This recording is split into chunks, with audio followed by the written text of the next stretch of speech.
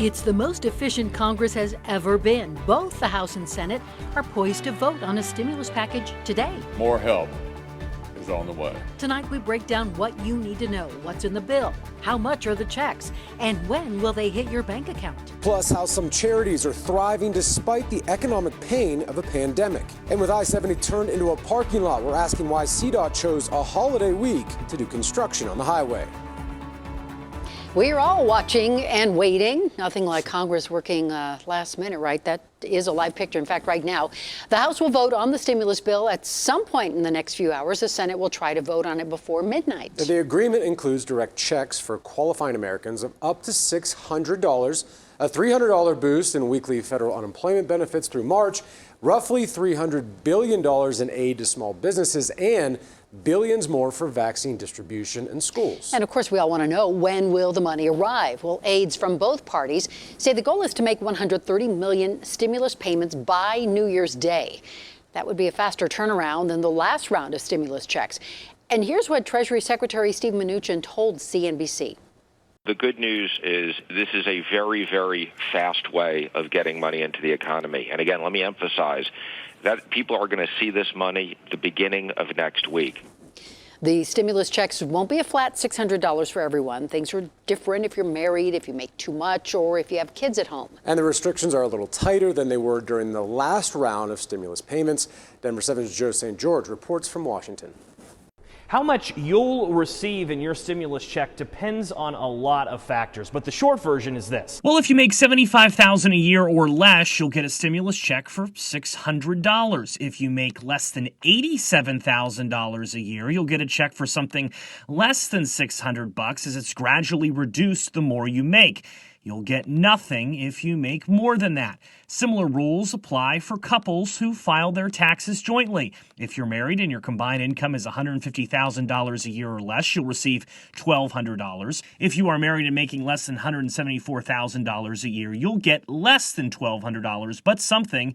Each dependent, such as a child, will earn you an extra $600 though. Now remember, the government bases your income off of your 2019 tax information. The last time stimulus checks were handed out, millions of Americans hadn't filed their latest tax return information yet, so it was based on 2018 returns. Since the IRS has now received an update, if your child has had a birthday or perhaps you got a raise at work, your stimulus check will reflect that. And the Treasury Secretary has already said he'll begin depositing checks within the next week.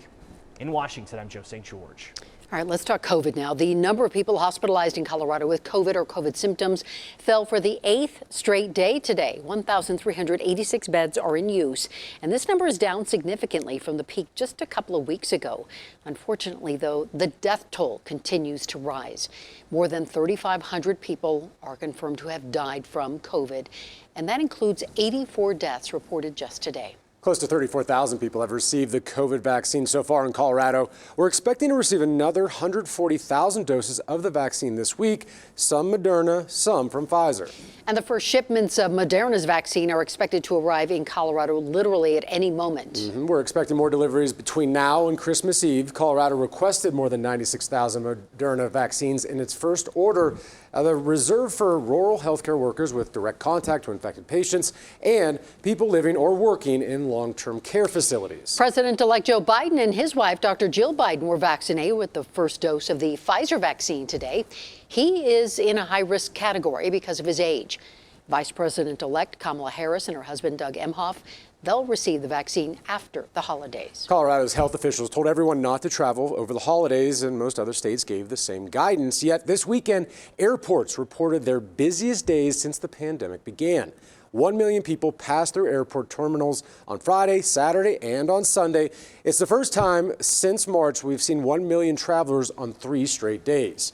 And AAA says for every person who flies, 24 are planning to drive for the holiday. And a lot of them are about to run into a big mess on I-70. Denver7's Russell Haythorne is near Idaho Springs tonight to explain. Russell? Yeah, and traffic, an absolute nightmare on I-70 westbound here in Idaho Springs. Here's what's happening. Take a look. They're guiding traffic down to one lane. These headlights that you see coming toward us is westbound I-70 as you enter Idaho Springs, and CDOT has it narrowing to one lane from two lanes to one lane. So this traffic jam extends for 6 miles all the way back to Floyd Hill. Here's what's happening. CDOT is using the nice weather, 50 degrees today, 50 degrees tomorrow, to finish a paving project that they thought might have to wait until next spring. It's the last half mile of a new 11-mile toll lane on the westbound side that extends from Idaho Springs to Georgetown. It's similar to the toll lane that opened up in eastbound a few years ago. So they're using the nice weather to finish that. But the problem is it is creating a huge nightmare for traffic.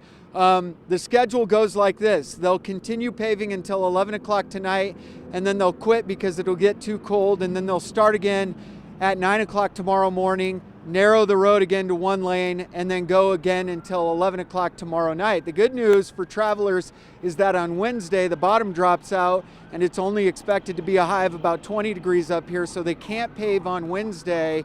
So if you can wait until Wednesday to head up to the high country. Tomorrow is going to be equally messy in the westbound lanes of I-70. CDOT says a little pain now will ease a lot of congestion in the future. We're live in Idaho Springs. Russell Haythorne, back to you. Today, Denver police announced the arrest of a 45-year-old woman in connection to the death of her 42-year-old boyfriend.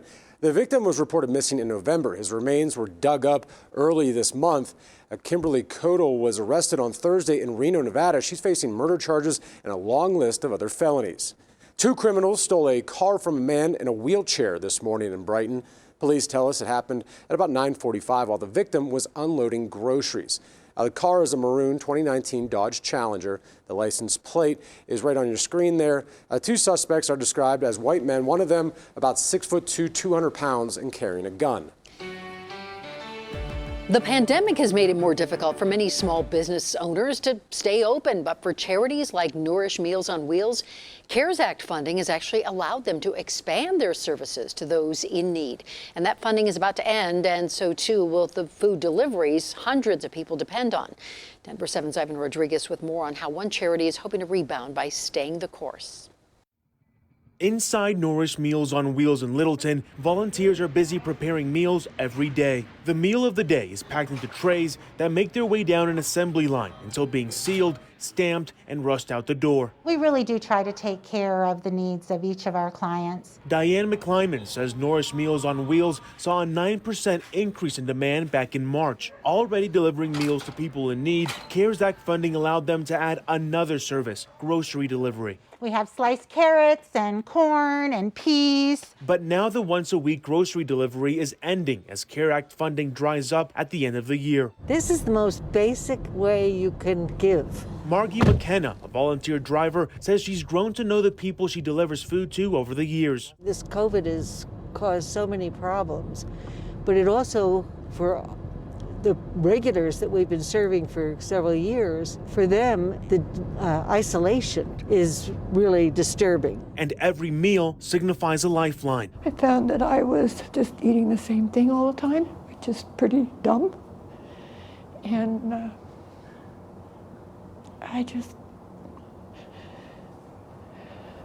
don't know how I would survive if I didn't have it. It's a godsend, I'll tell you. Diane says the goal is to continue grocery delivery into the new year. Because although the CARES Act funding ended, COVID did not. That means taking advantage of grants, food bank programs, and help from the community. Even though there's a light at the end of the tunnel, it's still going to be a different year. Every meal and grocery bag delivered ensures people are taken care of during an unprecedented time. Ivan Rodriguez, Denver7. It's been a warm one today, but there's a chilly change coming late tomorrow. Plus, one Colorado town could take legal action against a restaurant that kept the booze flowing even after their liquor license was suspended. And with so many of us in the giving spirit, we'll show you how one charity is creating holiday magic despite the circumstances. We believe every kid deserves the Christmas that every kid dreams of.